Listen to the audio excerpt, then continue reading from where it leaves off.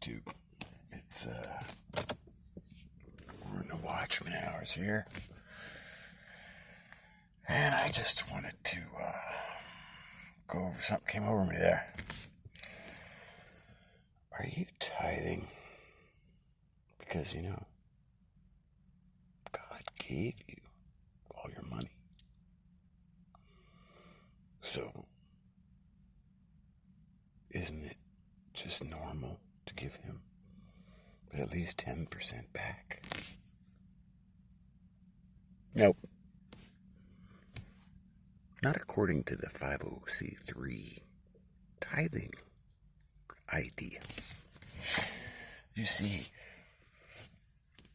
the original tithe in the law, or the Torah, as in Torah to the tribes, Actually, Torah to the Tribes, great website, great preacher, Matthew Nolan. Might reshape your history on what is true and fits with the Bible. Might be a good idea. So, anyway, when God said to give, he was saying to give a little of this, a little of that. Give some of your harvest. Give some of your sheep, like one of your best sheep. And you do that because you're thankful, right? Well, according to the way tithing goes these days, I have heard preachers say that if you're really saved, you better tithe. Almost as if you were buying your salvation. Oh dear. Could you imagine that? That would never happen. Oh, actually, when Jesus came, they had a problem. Because, God wants good animals if you're going to sacrifice. He doesn't want your, dead dog mutt. You know what I mean? He wants your better sheep, the ones that would mean something to you, right? And so then when you give of them, they feel like a loss to you. And there's also another verse that says that we are to honor our father and mother. And if you don't do that, it's like a death penalty. That's pretty strong stuff. My parents, they could have been pretty strict about. I didn't always want to honor them. What the heck? I don't understand. That's kind of weird. You know what I mean?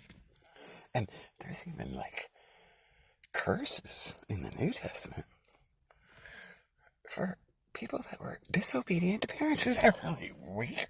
Wow. Yikes. So back to tithing. I'm sorry, I got it all off track there, but there are some Christians that say, hey, we got this little club, and if you want to get really close to God, really close, I mean intimate.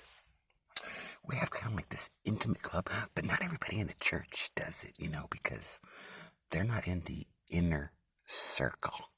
It's kind of like that inner circle that was up on the mountain, that Jesus took up Peter and they kept falling asleep and stuff. And come on, you guys got to pray, watch and pray, because the flesh is weak. But the spirit is willing. But you have to give into the spirit, not to the weak flesh, right? So we need to come on and pray. Well, so back in the day, when you were old and you didn't have any money because you couldn't work anymore, the idea was that the kids that were younger, well, they had some extra money. So they were like, hey, Mom and Dad, I love you. You guys raised me. But I could spend what? I think now it takes $250,000 to raise a kid till they're 18. Wow. So if you did that times 4, you'd be a millionaire. Well, you'd probably be $1 million in debt, but you would have 4 kids. So a lot of people didn't get that debt or the headaches. They just pushed delete. It really worked great. But anyway, that's another subject. I kind of touched on that earlier. So, anyway, if you get into this inner circle and invest in it, all you have to do is pay a monthly fee, like $50 or $100, and you can get really close to God. But now, if your parents are old and they need help, well, in the church we have this thing. We say, well, God is first to me. That's a big 503c. 503c. Because, if it wasn't for him, I wouldn't be saved. And I mean, my parents, they just had me. I mean, they could have aborted me, and I kind of appreciate that, but not that much. Not enough to give them my money. I want to give my money to God. Isn't that holy? Besides, I'm kind of upset with my mom and dad anyway. I don't want to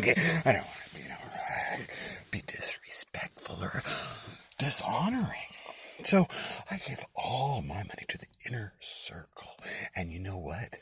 I have noticed since I've done that I do feel so close to God. And when others tell me that they're not part of the inner circle, I tell them, you really should give up that $100 a month. What are you spending it on? How much does God mean to you?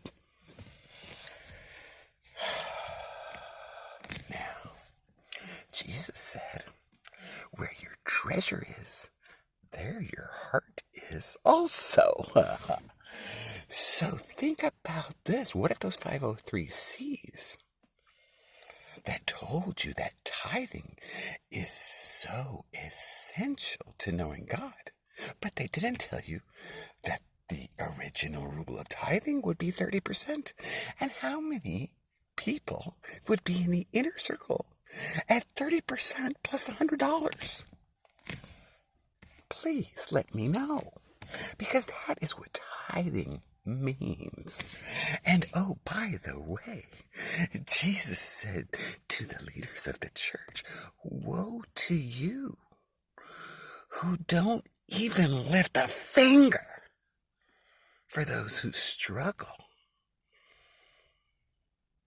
But yet you tell people, you should tithe, because if you don't, you're not close to God. And if you tithe, you can just tell your mom and dad that, well, I gave to God, so it's all good. Is that good? Isn't that good? Maybe we need to work on